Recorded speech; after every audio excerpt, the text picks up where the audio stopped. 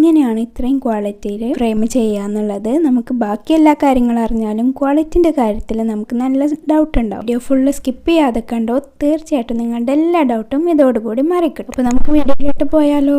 അപ്പോൾ നമ്മൾ എഡിറ്റ് ചെയ്യാൻ പോകുന്നത് ക്യാൻവ ആപ്പിലാണ് കേട്ടോ. ആദ്യം ക്യാൻവ ആപ്പ് ഓപ്പൺ ആക്കുക. അതിന് ശേഷം ഞാൻ ചെയ്യുന്നത് നമുക്ക് ഏത് സൈസിലുള്ള ഫ്രെയിമാണോ ചെയ്യേണ്ടത് അതിന് നമുക്ക് സെർച്ച് ബാറിൽ ടൈപ്പ് ചെയ്ത് കൊടുക്കാം. മീൻസ് ഞാൻ ഇവിടെ ചെയ്യുന്നത് A4 സൈസിലുള്ള ഫ്രെയിമാണ് കേട്ടോ. അപ്പോൾ ഞാൻ A4 ഡോക്യുമെൻ്റ് എന്ന് ടൈപ്പ് ചെയ്ത് കൊടുക്കുന്നുണ്ട്. അപ്പോൾ നമുക്ക് ആ ഒരു സൈസിലുള്ള ടെംപ്ലേറ്റ് ആണ് കേട്ടോ വരിക.